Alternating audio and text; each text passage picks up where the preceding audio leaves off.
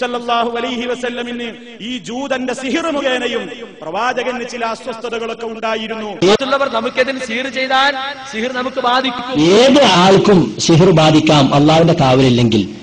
ഏത് സ്വാലിഹിനും ബാധിക്കാം എന്ന് തെളിയിക്കാനാണ് നബി സല്ലല്ലാഹു അലൈഹി വസല്ലം. റസൂലുള്ളാഹി സ്വല്ലല്ലാഹു അലൈഹി വസല്ലമക്ക് സിഹിർ ബാധിച്ചത് ഒരു മനുഷ്യന് ബാധിക്കുന്ന എല്ലാം റസൂലിനും ബാധിക്കാം എന്ന് ഉമ്മത്തിന് ബോധ്യപ്പെടുത്തി കൊടുക്കാനാണ്. இப்ப நீங்க என்ன யோசிக்கணும்னா, யூதர்கள் ரசூலுல்லாஹ்வுக்கு சிகிர் பண்றான். எப்படி பண்றான்? ரசூலுல்லாஹ் செஞ்சதை செய்யலங்கறாங்க, செய்யாத செஞ்சேங்கறாங்க. அந்த அளவுக்கு செஞ்சு விட்டான்.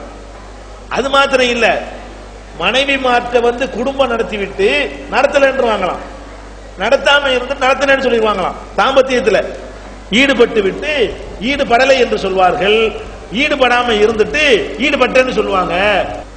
இதுக்கு சரியான சொல்லி என்ன? ஒரு ஆள் செஞ்சதை செய்யலன்னு சொல்லி செய்யாத செஞ்சேன்னு சொன்னா அதுக்கு என்ன அர்த்தம்? அதான அர்த்தம். அதாவது இவங்க என்ன பண்ணிட்டாங்களா, ரசூலுல்லாஹ் மெண்டல் ஆக்கிட்டாங்கன்னு சொல்றான்.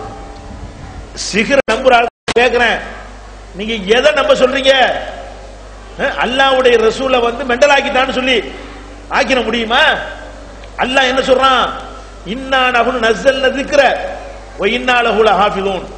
இந்த போதனையை நாம் தான் இறக்கினோம், நாம் தான் பாதுகாப்போம்ங்கறான். போதனையை பாதுகாக்கிறது அவரை பாதுகாக்கணும். முதல்ல அவர் மெண்டல் ஆயிட்டு அப்படி போதனையை பாதுகாக்கிறது. செஞ்சதை செய்யலன்ட்டு செய்யாத செஞ்சேன்னு சொன்னா அப்ப குர்ஆன் சொல்லி இல்லாதெல்லாம் குர்ஆன் சொல்லி இருக்கலாமே. குர்ஆன்ல வந்த வஹிய வஹி இல்லன்னு இருக்கலாமே, வஹி இல்லாத வஹின்னு சொல்லி இருக்கலாமே. அப்ப ரசூலுல்லாஹ் மூளை குழம்பி விட்டார்கள், அதாவது மனநோயாளியாக ஆகிவிட்டார்கள் சொல்றீங்களே. அப்படி ஒரு யூதன் ரசூலை ஆக்கும்படி அல்லாஹ் விடுவானா? யோசிச்சு பாருங்க. அப்ப ரசூலுல்லாஹ் மனநோயாளி ஆக்கிட்டான்னு சொன்னா குர்ஆன்ல சந்தேகம் வருமா வராதா? அப்ப நாம என்ன பண்றோம்னு கேட்டா, இந்த குழப்பத்துக்கு பேசிக்கான விஷயத்துல கைய வைக்கிறோம். என்ன பேசிக்கான விஷயம்? ஹதீசுகளை பொறுத்த வரைக்கும் அதை புரிந்து கொள்வதற்கு சில ஒழுங்குகள் உண்டு. ஃபர்ஸ்ட் ஒழுங்கு என்ன? எந்த ஒரு ஹதீஸா இருந்தாலும் சரி, எவ்வளவு ஆத்தன்டிக்கான நூல்ல வந்திருந்தாலும் சரி, அது குர்ஆனுக்கு மாத்தமா இருந்தால் அதை ஏற்றுக்கொள்ள கூடாது. எல்லா ஹதீஸையும் ஏற்றுக்குறோம். குர்ஆனோடு நேர ஃபைட் பண்ணுது, நேர ஃபைட் பண்ற ஹதீஸ் என்ன செய்யக்கூடாது? ஏத்துக்கிற கூடாது. இது நாங்க சொன்ன அளவுகோல் இல்ல, எங்களுக்கு முன்னாடி ஏராளமான அறிஞர்கள் சொன்ன ஒரு கருத்து இது. ரசூலுல்லாஹ் சிகிர் வச்சதாக காபிர்கள் சொல்லும் பொழுது வகாலல் லாலிமூன இன் தத்தபியூன இல்லா ரஜுலும் மஸ்ஹூரா, சிகிர் வைக்கப்பட்டவரை தான் நீங்கள் பின்பற்றுகிறீர்கள் என்று அநியாயக்காரங்க சொல்றாங்க. முகமதுக்கு சிகிர் வச்சதாக ஒருத்தன் சொன்னா அவன் அநியாயக்காரன் அப்படின்னு குர்ஆன்ல அல்லாஹ் சொல்றான். எவ்வளவு நாளைக்கு இது மாதிரி இருந்தாங்க? 6 மாசம். இந்த ஹதீஸ்கள் பிரகாரம் 6 மாசம் ஒரு ஆளு இது மாதிரி மெண்டலா போய் இருந்தா 6 மாசம் தொழுவிக்கிறது ஒழுங்கான தொழுகையா இருக்குமா? 6 மாசம் பேசின பேச்சு ஒழுங்கான பேச்சா இருக்குமா?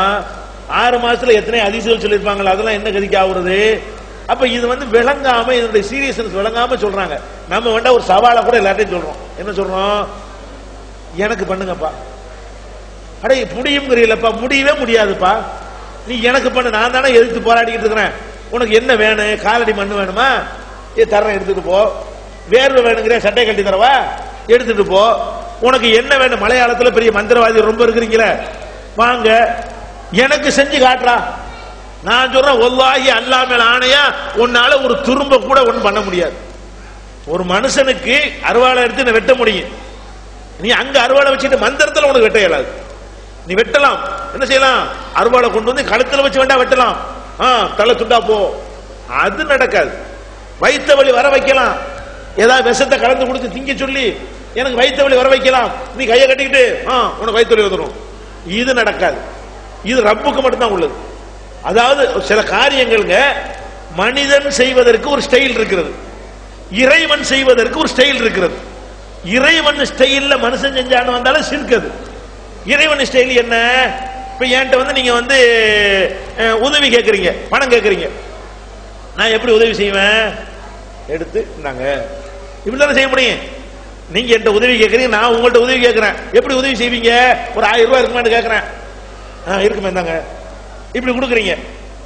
ஆனா எப்படி கொடுக்கறது இல்ல, 1000 ரூபாய் கேக்குறீங்க, 1000 ரூபாய் தானே கொடுத்தாச்சு, பாக்கெட்ல இருக்கு பாரு. இப்படி கொடுக்க இயலுமா? நான் 1000 ரூபாய் உங்களுக்கு தர்றதா இருந்தா நான் எடுத்து தரணுமே தவிர நான் என் பாக்கெட்ல வச்சுக்கிட்டு 1000 ரூபாய் கேட்டீங்க, இப்ப உங்க பாக்கெட்ல பாருங்க, இப்படி தர இயலுமா?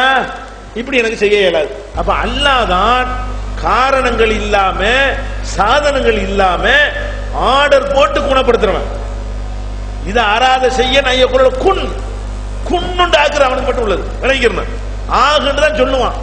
1000 நீ உன்ட்ட அந்த ஆற்றல் நெசமா இருந்தா நீ மோடிக்கு செய்யி, அத்வானிக்கு செய்யி, வாஜ்பாய்க்கு செய்யி, ஜார்ஜ் புஷ்க்கு முதல் செய்யு, செய்யணுமா இல்லையா? என்ன யாரை ஏமாத்துறீங்க? இதெல்லாம் அல்லாஹ்வுடைய இடத்துல கொண்டு வைக்காதீங்க. எந்த மனுஷனுக்கும் ரசூலுல்லாஹ்வை பெறட்ட முடியாது. அவ்வளவு ஸ்டடியான ஆள், அவ்வளவு உறுதியான ஆள், அவ்வளவு மன வலிமை மிக்க ஆள். மெண்டல் அவர்கள் ஆனதே கிடையாது. அல்லாஹ்வுடைய தூதர் அவர்களை மெண்டல் ஆக்கி ஒரு நூல்ல எழுதப்பட்டது நீங்க நம்ப சொல்லி அவரை மனநோயாளி ஆக்க பாக்குறீங்களா?